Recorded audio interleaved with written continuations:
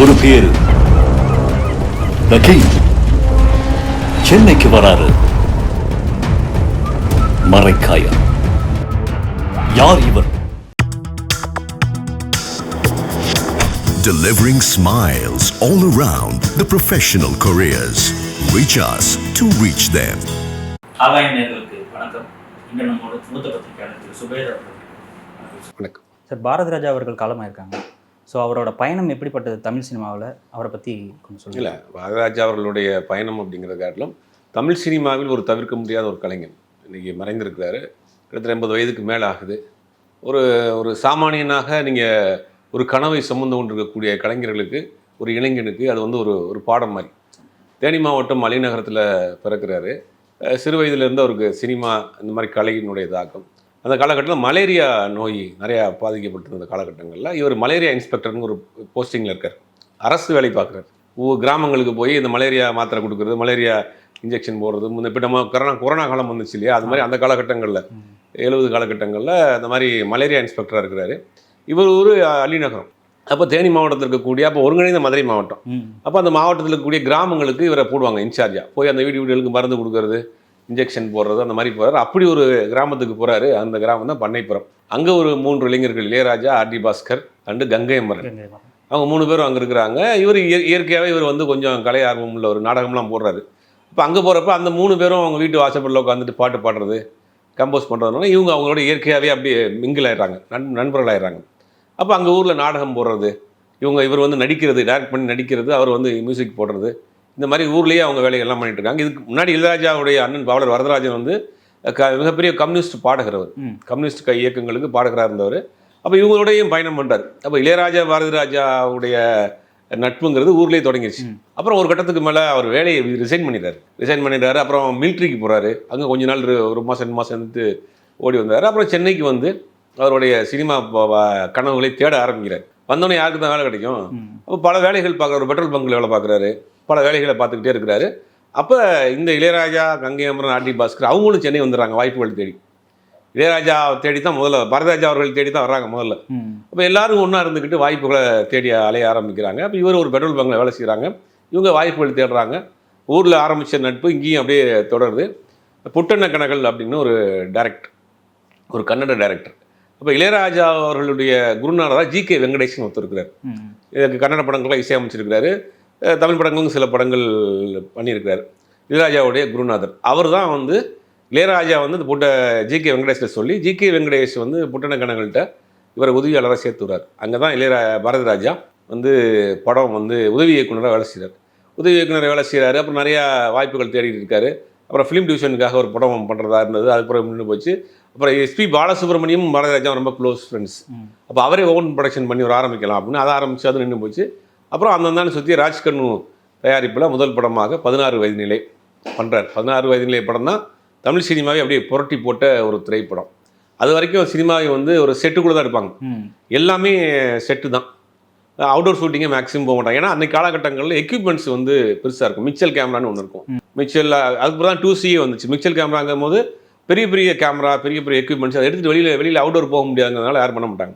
அந்த காலகட்டத்தில் இளையராஜா என்ன நினைக்கிறேன், நம்ம பார்த்த விஷயங்கள்லாம் படம் பண்ணணும், பார்த்த வாழ்ந்த இடங்கள், பார்த்த மனிதர்கள், இதெல்லாம் கதாபாத்திரம் மாற்றி படம் பண்ணணும்னா 16 வயது நிலைன்னு அப்படியே கிராமத்தில் போகிறாரு. அங்கே அந்த படத்தில் ரஜினிகாந்த், கமலஹாசன் 2 பேரும் சேர்ந்து பண்ணியிருப்பார். ரஜினி வந்த படத்தில் வில்லன் நடிச்சிருப்பார். பரட்டன்ங்கிற ஒரு கேரக்டரில், சப்பானின்னு ஒரு கேரக்டரில் பண்ணியிருப்பார். மயிலின்னு ஸ்ரீதேவி பண்ணியிருப்பாங்க. ஃபஸ்ட்டு ஒரு சப்பானின்ற ஒருத்தரை ஹீரோவாக காமிச்சது அந்த படத்தில் தான். அப்படி ஒரு கேரக்டர், அதாவது ஒரு ஊருக்கு ஒரு கேரக்டர் அப்படி இருக்கும். அதை அப்படியே தேடி கண்டுபிடிச்சி அந்த கேரக்டர் அங்கே நம்ம கிராமங்களில் ஊர்களில் பார்த்த ஆட்களை எல்லாமே கதாபாத்திரமாக மாற்றிருப்பார். அந்த ஸ்ரீதேவியினுடைய அம்மா கதாபாத்திரம் காந்திமதி. இன்றைக்கும் கிராமங்கள் அப்படி ஒரு போல்டான லேடியை பார்க்கலாம். பார்த்தாலும் சண்டை போட்டுட்டு இருக்கக்கூடிய ஒரு கதாபாத்திரம். இப்போ எல்லாத்தையும் ஒரு பார்த்த விஷயங்கள், இவர் அங்கே என்ன ஒரு அனுபவம் கொடுத்துருக்குன்னா, இவர் அந்த கிராமங்கள் பூராமே வந்து ஒரு மலேரியா இன்ஸ்பெக்டராக போகிறப்ப ஒவ்வொரு மனிதர்களையும் வந்து நீங்கள் பார்க்குறப்ப அவர் அப்படி உள்வாங்கியிருக்காரு.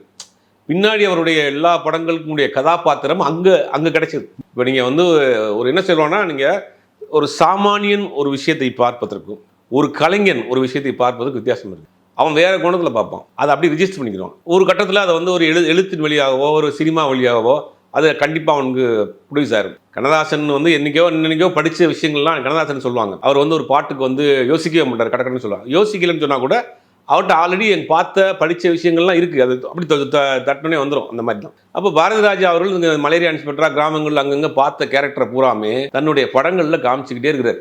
அது என்ன ஆச்சுன்னா தமிழ் சினிமா அப்படி புரட்டி போடுது. பாரதி ராஜா வருகைக்கு முன், பாரதி ராஜா வருகைக்கு பின் அப்படிங்கிறது மாற்றுறாங்க. அதுக்கு பிறகுதான் ஒட்டுமொத்தமாக படம் வந்து அவுட்டோர் ஷூட்டிங்கில் இன்னைக்கு வரைக்கும் எடுத்துக்கிட்டு இருக்காங்கன்னா அந்த கேட்டை திறந்து விட்டது பாரதி ராஜா தான். அப்புறம் போறார், நிறையா தெரியும். நிறைய படங்கள், முதல் மரியாதை, கடலோர கவிதைகள், இந்த மாதிரி நிழல்கள், சிவப்பு ரோஜாக்கள், வெரைட்டியாக பண்ணுவார். பாரதி ராஜாவை பொறுத்த வரைக்கும் ஒரு பேட்டர்னில் பண்ணாலும் கூட இவர் தொடர்ந்து கிராம படங்கள் தான்ப்பா பண்ணுறாரு. இவரால் வந்து சிட்டி சப்ஜெக்ட் பண்ண முடியாது, இவர் ஒரு கிரைம் படம் பண்ண முடியாதுன்னு இவருக்கு ஒரு முத்திரை குத்திட்டாங்க. தொடர்ந்து முதல்ல கிழக்கே போகும் ரயில், அப்புறம் வந்து நிறம் மாறாத பூக்கள், வரிசையாக அந்த மாதிரி படம் பண்ணிட்டு இருக்காரு. 16 வயதிலும் பண்ணிட்டு இருக்காரு. இவர் வந்து இந்த மாதிரி படம் பண்ண மாட்டார், இவருக்கு தெரியாது, இந்த மாதிரி படங்கள் பண்ண தெரியாதுன்னு ஒரு முத்திரை குத்துறாங்க. இதை உடைக்கணும்னே ஒரு படம் பண்ணுறாரு, அதான் சிவப்பு ரோஜாக்கள். அது பார்த்தீங்கன்னா ஒரு ஹாலிவுட் மூவி மாதிரி இருக்கும். அந்த காலகட்டத்தை இன்னைக்கு அந்த படத்தை பார்த்தீங்கன்னா பயங்கர த்ரில்லிங்காக இருக்கும். அதிகப்படியான நைட் ஷூட்ஸ் இல்லை சார், நைட் ஷூட்ஸில் பண்ணியிருப்பாங்க. ரொம்ப ஒரு என்ன சொல்கிறது, ஒரு சைக்கோ த்ரில்லர் மாதிரியான ஒரு கதை கமலஹாசனை வச்சு பண்ணியிருப்பாங்க. எக்ஸ்ட்ரானரியான படம். அந்த படம் ஹிந்தியில் கூட ரீமேக் பண்ணாங்க. அப்போ அதை உடைக்கிறார். வெறும் பொழுதுபோக்கு கலைஞனா மட்டும் நீங்கள் இளையராஜா, பாரதி ராஜா அவர்களை பார்க்க முடியாது.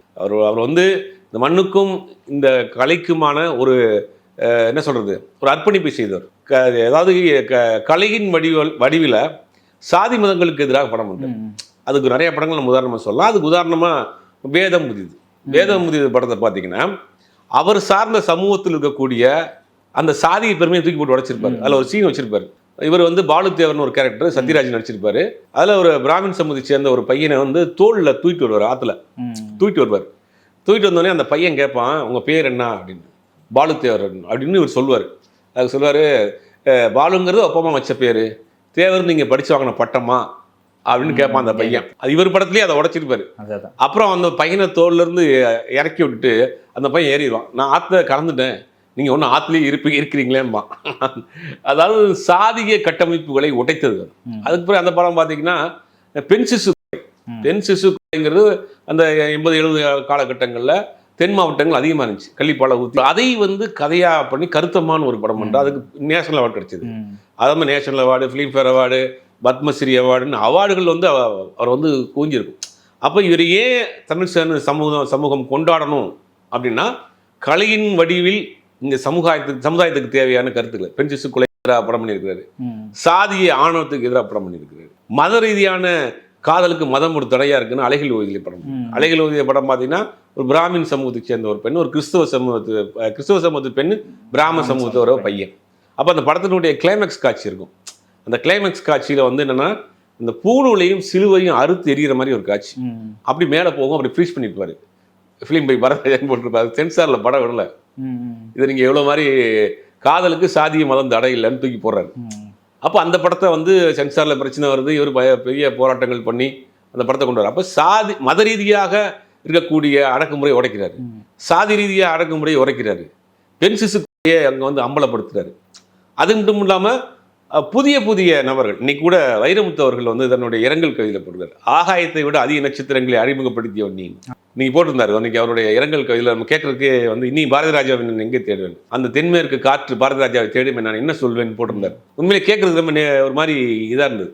அதான் போனோம், ஆகாயத்தை விட அதிக நட்சத்திரங்களை அறிமுகப்படுத்து, புதிய ஆட்களை வந்து சாமானியனை நடிக்க வச்சு. நீங்கள் இப்போ கேமரா எடுத்துகிட்டு தேனியிலையோ உசிலம்பட்டிலையோ பெரிய இடத்துலையே போயிட்டு அங்கே இருக்கக்கூடிய சாமானிய மக்களை கூப்பிட்டு அவன் நடிக்கிறாங்கிற விஷயம் இருக்குல்ல, ரொம்ப பெரிய விஷயம். நீங்கள் முதல்ல அவன் புரியணும், அவன்கிட்ட இவர் சொல்கிறது கண்மையாகணும், அப்போ அவன்கிட்ட இவர் வாங்கணும். அதை வந்து ஒரு போகிற போக்கில் அசால்ட்டாக செஞ்சு போயிடுவார். நீங்கள் ப்ரொஃபஷனல் ஆர்டிஸ்ட்டை வச்சு ஒரு படம் பண்ணுறது ரொம்ப கஷ்டம். ஆனால் நீங்கள் சாமானிய அந்த கிராமத்து மனிதர்களை, அந்த வெள்ளந்தி மனிதர்களை அதை அப்படியே கொண்டு வந்து நடிக்க வைக்கிறது இருக்குல்ல, அது பாரதி ராஜா ரொம்ப அசால்ட்டாக பண்ணிட்டு போகிறார். அதில் இன்னொரு விஷயம் என்னென்னா, அறிமுகப்படுத்திய நடிகர்கள், ஹீரோயின் எல்லாம் பார்த்தீங்கன்னா பல பேர் வந்து அவர் கூட ஒர்க் பண்ணவங்க. இன்றைக்கி நீங்கள் ஒரு நிறுவனத்தில் ஒர்க் பண்ணுறீங்க, ஒரு நிறுவனம் ஆரம்பிக்க போகிறீங்கன்னா அந்த நிறுவனம் உங்களை விடாது, நம்மளை விட வளர்ந்துடக்கூடாது, நம்மளை விட பெரிய ஆள் ஏறக்கூடாது அப்படின்னு நினைக்கக்கூடிய சமூகத்தில் நம்ம இருக்கிறோம். ஆனால் அவர் தன்னோட உதவியாளராக தன் பக்கத்தில் பேடை வச்சு நின்றுட்டு இருக்க ஒருத்தனை திரும்பி பார்க்குறாரு, நீ தான் நான் ஹீரோ, நான் அவனை ஹீரோவாக்குறேன் அப்படின்னு அவரை வந்து ஹீரோவாக்கி அவருக்கு பெரிய கட் அவுட்டை வச்சு அப்படித்தான் பாக்யராஜை பாக்யராஜ் அறிமுகப்படுத்தார். பாக்யராஜ் வந்து சார் என்னை விட்டுருங்க சார், உங்களுக்கு எதுக்கு இந்த ரிஸ்க்னு இருக்காரு, நீ தான் ஹீரோ, உன்னை நடிக்க வைக்கிறேன் பார் அப்படின்னு பாரதிராஜா இருக்கு. விஜயன் ஒரு ரைட்டர், உதிரி பூக்கள் பண்ண விஜயன், அவர் இவரோட உதவியாளர் பார்க்குறாரு, நீ தான் என் படத்தில் ஹீரோ. நிறமாறாத பூக்கள் ஒரு படம் பண்ணார். இவர் அறிமுகப்படுத்தின எல்லாருமே ஒரு டைம்ல பீக் அடிச்சாங்களா சார்? எல்லாருமே ரேகா, ராதிகா, ரேவதி அப்படின்னு ஒரு பெரிய லிஸ்ட் இருக்கு. இந்த 6 வருஷம் நடிகைன்னு இருக்காங்க. இவர் அறிமுகப்படுத்துறது.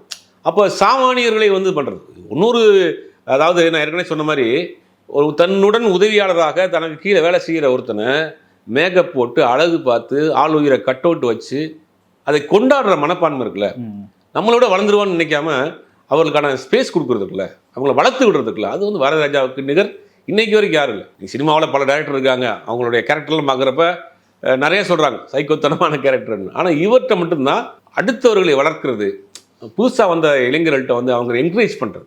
மாரி செல்வராஜருடைய பரியேறும் பெருமாளை பார்த்துட்டு மாரி செல்வராஜை கொண்டாடி தீர்த்துட்டாரு. சொல்கிறாரு, நான்லாம் என்னையா டேரக்டரு, அவன் பண்ணியிருக்கான் ஒரு ஷார்ட்டு கிளைமேக்ஸில் 2 எம்டி கிளாஸ் வச்சுருக்கிறான், அது அடுத்த ஒரு பூ வச்சுருக்கான்னு போராடி தள்ளி. யாராவது அவங்க படம் பண்ணியிருக்காங்க நல்லா, ஒரு புது டேரக்டர், அவருக்கு வயசு 80 வயசு, நான் சொல்கிறது 10 வருஷம் முன்னாடி வச்சுக்கலாம், அவர் 74 வயசில் ஒரு புது பையன் படம் பண்ணியிருக்கான்னு பார்ப்பார். பார்த்து நல்லா இருந்துச்சுன்னா உடனே அவனை ஃபோன் பண்ணி, என்ன பண்ணியிருக்க நீ, உடனே நான் வந்து பார்க்கணும் பார்த்து அவனை கட்டி வாரி அணைச்சி தூக்கிடுவார். இந்த பாராட்ட குணம் இருக்குது. நான் பெரிய டேரக்டரியா அப்படின்ற அந்த இது இருக்காது. புதிதாக வந்த கலைஞர்களை வந்து அரவணைக்கிறது, அவங்கள பாராட்டுறது, அவங்கள வந்து அடுத்த கருத்து கொண்டு அவங்கள பற்றி பல இடங்களில் பேசுறது, பெருமையாக பேசு. மாரி செல்வராஜெலாம் பெருமையாக பேசியிருக்காரு. மாறி ஒரு டேரக்டர் கிடையாது, என்னுடைய காலத்தில் நான் செய்ய முடியாத நிறைய விஷயங்கள் செஞ்சுட்டான் அப்படின்னு பாராட்டுவார். அந்த மாதிரியான ஒரு குணம் நிறையா அவரை பற்றி. பாரதிராஜா, இளையராஜாவுடைய நட்பு, பாரதிராஜா வைரமுத்துனுடைய அறிமுகம், பாரதிராஜா அறிமுகப்படுத்திய நடிகர்கள் அப்படின்னு ஒரு பெரிய லிஸ்ட்டு. எல்லாவற்றிலும் தாட்டிலும் ஒரு தமிழர், தமிழ்நாட்டின் தமிழ் சினிமாவிற்காக கிட்டத்தட்ட ஒரு 50 வருடம் ஒரு மிகப்பெரிய ஒரு சேவையை செஞ்சு கடைசி காலகட்டம் வரைக்கும் நடிச்சிருக்காரு. கடைசி வரைக்கும் நிறைய படங்கள். அதுக்கு பிறகு அவர் நடிக்கத்தான் வந்தவர். சினிமாவில் நாடகங்கள் போட்டிருந்தாலும் நடிக்க வந்தவர். நடிக்கிற ஆசை நிறைவேறல. கல்லுக்குள்ளே இருந்த படத்தில் நடிச்சார். அதுக்கு பிறகு முழுக்கமே டைரக்ஷனுக்கு போயிட்டாருன்னு வச்சுங்களேன். அப்புறம் இப்போ கடைசி காலகட்டங்களில் அவருக்கு நடிக்கிறதுக்கு வாய்ப்பு இருந்துச்சு. பாண்டியன் நாடுன்னு ஒரு படம், ஒரு ஆக்டிங்கில் நீங்கள் பார்த்தீங்கன்னா பின்னி எடுத்திருப்பார். ஒரு இயலாத ஒரு அப்பா வந்து என்ன பண்ணுவார், தன் பையனை கொண்டாங்க, தவிப்பு, இந்த வயோதிகம், முதுமை, இதை வச்சு அந்த பையன் அவனை பழி வாங்க முடியாது. அப்போ அவருடைய பரிதவிப்பு இருக்கும் பாருங்கள். அந்த படத்தை யாராவது நீங்கள் பாண்டியன் நாடு பார்த்தீங்கன்னா போது அவருடைய கேரியரில் எனக்கு தெரிஞ்சு பெஸ்ட்டு மூவினா வந்து ஆக்டிங்கில் பாண்டியன் நாடு தான். பின்னி எடுத்திருப்பார். ஆயுதம் எடுத்து பண்ணியிருப்பார், ஒரு அரசியல்வாதியாக பண்ணியிருப்பார், நிறைய கேரக்டர் பண்ண ஆரம்பிச்சார். கடைசி வரைக்கும் இப்போ நடிச்சுட்டு இருந்தார். அப்போ நடிக்கிற ஆசைங்கிறது வந்து அவர் வந்து கடைசி காலத்தில் தான் அவருக்கு நிறைவேறிச்சு. கடைசியில் இந்த கடந்த ஒரு 2-3 வருஷமாக வந்து அவருடைய பையன் மனோஜினுடைய மறைவு வந்து அவர் பெரிய அளவில் தாக்கத்தை உலுக்கி எடுத்துருச்சு. ஏன்னா வயோதிகம் காரணம், ஏற்கனவே வந்து ஹாஸ்பிட்டலில் இருந்தார். இப்போ நேற்று வந்து அவர் வீட்டில் தான் இருந்திருக்காரு. வீட்டில் வந்திருக்காங்க, அவங்க மனைவி எல்லாம் போலாம் வந்து ஊருக்கு போயிருக்காங்க போல். அவருடைய மைத்தினரும் அப்புறம் சொந்தக்காரங்க தான் வீட்டில் இருந்துருக்காங்க. இறந்துட்டவங்க அதெல்லாம் வந்துட்டு இருக்கிறாங்க. அப்படிங்கும் போது அந்த மரணத்துக்கு பிறகு அவர் கொஞ்சம் கொஞ்சமாக வந்து அவருடைய ஞாபகங்களே குறைய ஆரம்பிச்சிருச்சுட்டாங்க. பார்த்து வந்தவங்க ஞாபகங்கள் குறைய ஆரம்பிச்சிருச்சு. ஒரு மாதிரி சுருங்கிட்டார் ஒரு பையன். அதாவது சோகத்திலே பெரிய சோகம் புத்திர சோகம்பாங்க. அந்த புத்திர சோகம்ங்கிறது முதுமையில் வரவே கூடாது. தான் வந்து வாழ்க்கையை முடித்து கொள்ளக்கூடிய காலகட்டத்தில் தன் பிள்ளையோடைய வாழ்க்கை அப்படின்னு போகிறப்ப அது இந்த இறுதியாக அவருடைய பயணம்ங்கிறது வந்து ரொம்ப ஒரு கஷ்டப்பட்டான சூழ்நிலையாக கடந்த 2 வருஷமாக போச்சு. வைரமுத்தவர் தான் போட்டார். முதல் மரியாதை எடுத்தவருக்கு இன்னைக்கு இறுதி மரியாதை செய்ய போகிறோம் அப்படின்னு போட்டிருக்கிறாரு. அப்புறம் அரசு மரியாதையோடு ஒரு அடக்கம் பண்ணுறாங்க. காலையில் முதலமைச்சர் விஜய் போய் பார்த்துட்டாரு. அப்புறம் முன்னாள் முதலமைச்சர் திமுக தலைவர் ஸ்டாலின் பார்த்துருக்கிறாரு. இது மாதிரி இப்போ எல்லாம் அஞ்சலிக்கு வச்சுருக்கிறாங்க. அநேகமாக இன்றைக்கி இரவு நாளைக்கே ஒரு உடலை அடக்கம் பண்ணுவாங்க. அவருக்கு 2 பசங்க, மனோஜ் அண்ட் ஜனனி. அவங்க வந்து மலேசியாவில் திருமணம் பண்ணி கொடுத்துருக்காங்க. அவங்க சொந்த ஒரு தேனியில் இருக்க ஏதோ ஒரு முக்கியமான விஷயமா போயிருக்கிறாங்க போல். வந்துக்கிட்டு இருக்காங்க. இப்போ நம்ம பேசிகிட்டு இருக்குன்னா வந்திருப்பாங்க, ரீச் ஆகிருப்பாங்க. பொண்ணு வந்து மலேசியாவில் இருக்காங்க. அம்மா ஒய்ஃபும் மற்ற சொந்த அவங்க மாமாவோ யாரோ வந்து ஊருக்கு போயிருக்காங்க போல். வந்துக்கிட்டு இருக்கிறாங்க. பொண்ணு வந்து மலேசியாவில் இருக்குது. பொண்ணும் இப்போ வந்துடுவாங்கன்னு சொல்கிறாங்க. நேமா அவங்க குடும்பத்தில் பேசி இன்றைக்கும் நாளைக்கே அவங்க வந்து இது பண்ணுவாங்க. இது வரைக்கும் டி நகரில் தான் இருந்தார். கடந்த 10 வருஷமாக தான் நீலாங்கரையில் இருக்கிறாரு. இப்போ அங்கே தான் அவருடைய பாடியை வச்சுருக்காங்க. திரையுலக பிரபலங்கள் எல்லாரும் அஞ்சலி செலுத்திட்டு இருக்காங்க. இளையராஜாக்கும் பாரதிராஜாக்கும் இருக்கிற நட்பு ரொம்ப பெருசு இல்லை சார்? ரொம்ப வருஷமாக 2 பேரும் ட்ராவல் பண்ணிட்டு இருந்திருக்காங்க. ஆல்ரெடி எஸ்பிபி இறந்தப்போ இளையராஜா ரொம்ப உடஞ்சிட்டாரு. இப்போ திரும்ப இன்னொரு நண்பனை இழந்திருக்காரு. இளையராஜா பாரதிராஜா அப்படிங்கிறது அது வந்து என்ன சொல்ற, ஒரு சகோதரனுடைய பந்தம். தான் ஆடாட்டியும் சதையாடுங்கிறாங்கல்ல, அந்த மாதிரி அவங்க 2 பேரும் சேர்ந்து ஒர்க் பண்ணல, அவங்க 2 பேருக்குள்ள கருத்து வேறுபாடு இருக்குது, பிரிஞ்சிருக்காங்கன்னு சொன்னாலும் கூட, ஆனால் முக்கியமான எல்லா நிகழ்ச்சிகளையும் பாரதிராஜா இருப்பார். அதாவது வருஷத்துக்கு தீபாவளி அன்னைக்கு இளையராஜா அவருடைய பங்களான்னு ஒன்று இருக்குது தேனியில், கூடலூரில். அதில் அங்கே தான் வந்து அவங்க ஜீவா அவங்களுடைய சமாதி, சின்னத்தாய் அம்மா சமாதி, பவதாரணி சமாதிலாம் இருக்குது. நீங்கள் தீபாவளி அன்னைக்கு இவங்களுடைய குடும்பத்தை சேர்ந்த எல்லாருமே அங்கே தான் இருப்பாங்க. எல்லா தீபாவளிக்கும் அவர் அங்கே இருப்பார் பாரதிராஜா. ஆனால் 2 பேரும் சேர்ந்து படம் பண்ணல. ஆனால் அவ்வளவு அந்த குடும்பத்தோட மிங்கில் இருப்பார் பாரதிராஜா. வந்து அந்த குடும்பத்தோடு இளையராஜாவும் அதை விட்டு கொடுக்கவே மாட்டார். ஏன்னா சிறு வயதில் இருந்த, அதாவது வறுமையில் ஒன்றா இருந்தவங்க, புகழின் உச்சியில் ஒன்றா இருந்தவங்க, இடையில ஏதோ ஒரு அவங்களுக்குள்ள சேர்ந்து பணியாற்றக்கூடிய ஒரு விஷயம். இவர் ஒரு பக்கம் போயிட்டார், அவர் ஒரு பக்கம் போயிட்டாரு அப்படிங்கிறதுனால போயிட்டாங்க. அந்த நட்புங்கிறது ஒன்றும் அப்படி உயிரோட இல்லை. பவதாரணி இறந்தது பாரதிராஜா அப்போ முடியாமல் இருந்தார். ஏன்னா அவர் என்ன சொன்னார், நான் தூக்கி வளர்த்த பிள்ளையா அப்படின்னு ஒரு கதர்ம காட்சிகள் நம்ம பார்த்தோம். உண்மையிலே இளையராஜா அவர்கள் இன்னைக்கு கலங்கி போயிருப்பார். ஏன்னா அவரால் வந்து இந்த இழப்பை வந்து தாங்கிக் கொள்ள முடியாது. ஏங்க ஒரு 60 வருஷம் பந்தங்க ஒரு கிராமத்தில் ஒன்றா கனவுகளோட சுற்றிட்டு இருந்துட்டு அதே கனவுகளோட வந்து அதே சாதிச்சு உச்சத்துக்கு போய் பல விருதுகளை வாங்கி பல புகழ்களின் உச்சத்துக்கு போனவங்க இன்னைக்கு அதே சம வயதில் ஒருத்தர் வந்து என்னுடைய இறந்துருக்கிறார். அப்படிங்கும்போது இளையராஜா அவர்களுக்கான ஒரு இழப்புங்கிறது ஒரு பெரிய இழப்பு. ஆனால் அவங்க சேர்ந்து படம் பண்ணல, அவங்களுக்குள்ள ஒரு ஈகோ இருக்குனாலும் கூட அந்த நட்பு அப்படியே இருக்கு. இந்த இளையராஜா பவதாரணியுடைய மறைவாக இருக்கட்டும், மனோஜினுடைய மறைவாக இருக்கட்டும், ரொம்ப உடம்பு முடியாத சமயத்துலையும் போய் போவாங்க. அவங்களுக்குள்ள அந்த இது வர ஒரு சமீப காலத்துக்கு ஒரு வருஷத்துக்கு முன்னாடி 2 பேரும் வந்து ஒரு ஃப்ளைட்டில் போகிறாங்க. சென்னையிலேருந்து மதுரைக்கு போகிறாங்க, மதுரையிலேருந்து ஊருக்கு போகிறாங்க, தேனிக்கு போகிறாங்க. யாராவது பாரதிராஜாவும் இளையராஜா ஒரே ஃப்ளைட்டில். அப்போ 2 பேரும் சேர்ந்து ஒரு வீடியோ ஒன்று போட்டிருப்பாங்க, பயங்கரமான வைரல் ஆச்சு. 2 பேரும் ஒரு ஃப்ளைட்டில் போகிறாங்க, இறங்கி மதுரையிலேருந்து காரில் தான் போனோம். காரில் போகிறாங்க, போகிறப்போ ஒரு செல்ஃபி எடுத்து போகிறாங்க 2 பேரும். நாங்கள் ரொம்ப நாள் கழிச்சு காரில் போகிறோம், ஒன்றா போகிறோம் அப்படின்னு சொல்லி ரொம்ப பழைய ஃப்ரெண்ட்ஸை பார்த்த மாதிரி ஒரு செல்ஃபி ஒன்று போட்டாங்க. அது ரொம்ப பயங்கர வைரல் ஆச்சு. அந்த மாதிரி அவங்களுக்குள்ள ஒரு நட்புங்கிறது இருக்குது. அது மாதிரி வைரமுத்து அவர்களை அறிமுகப்படுத்தியது பாரதிராஜா தான். அவர் கூட பாரதிராஜா கூட பல இடங்களில் பதிவு பண்ணியிருக்காரு. ஒரு ஒரு கம்பீரமான ஒரு இளைஞர் நேரம் வந்தான், வந்து வாய்ப்பு கேட்குற எப்படி கேட்பான், வந்து எனக்கு வாய்ப்பு கொடுன்னு கேட்பான். நான் கவிஞர், என்னை தேவைப்பட்டால் பயன்படுத்திக் கொள்ளுன்னு ஒரு புத்தகம் கொடுத்தாரு. யாரையா வைரமுத்து அவர் சொல்றாரு. இன்னைக்கு பார்க்குற வைரமுத்து இல்லை, அன்னைக்கு அப்படித்தான் இருந்தார். வாய்ப்பு கேட்டுட்டு இருக்கப்போ வைரமுத்து அப்படித்தான் இருக்காரு.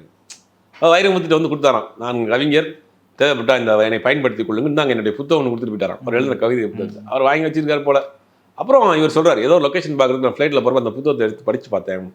பார்க்குறப்ப எனக்கு அப்படியே அந்த வையாறு, அந்த அணை, இந்த அணை, கிராமம், வயல், வார, அது எல்லாமே அப்படியே அந்த கவிதையில் வருது. எனக்கு அப்படி லைவாக இருந்துச்சு பார்க்குற மாதிரி. அப்போ இளையராஜாட்ட சொன்னேன், இந்த மாதிரி ஒருத்தர் வந்திருக்கிறாரு, நீ அறிமுகப்படுத்தி பார்க்கலாமான்னு. சரி வர சொல்லுங்க பார்க்கலான்னு தரோம். அப்போ இளையராஜா எல்லாரையுமே வந்து இது பண்ணிடுவார், ரிஜெக்ட் பண்ணிடுவார். இவனும் கண்டிப்பாக ரிஜெக்ட் பண்ண தான் போகிறாரு, வைரமுத்தி ரிஜெக்ட் பண்ண தான் போகிறாரு அப்படிங்கிற ஒரு தயக்கத்தோடய போனாராம். அதே மாதிரி ஒரு டியூனு, இது ஒரு பொன்மாலை பொழுது, அந்த பாட்டை வந்து இளையராஜா டியூன் போட்ட உடனே ஒரு 5 நிமிஷத்தை வெளியில் போய்ட்டு வந்து எழுதி கொடுத்தாராம். எழுதி கொடுத்தோடனே இளையராஜா சொன்னாராம், இவர் வந்து பல ஜாம்பவான்களையும் உடைக்க போகிறாரு, மிகப்பெரிய ஒரு கவிஞர் வருவார்னு காம்பினேஷன். இளையராஜா, பாரதிராஜா, வைரமுத்து. இந்த காம்போங்கிறது இன்னைக்கும் எவர்கிரீன். அவங்க சேர்ந்து பண்ண, ஏன்னா ஒரே மண்ணில், ஒரே பகுதியில், ஒரே பொழுதியில் வளர்ந்தவங்க.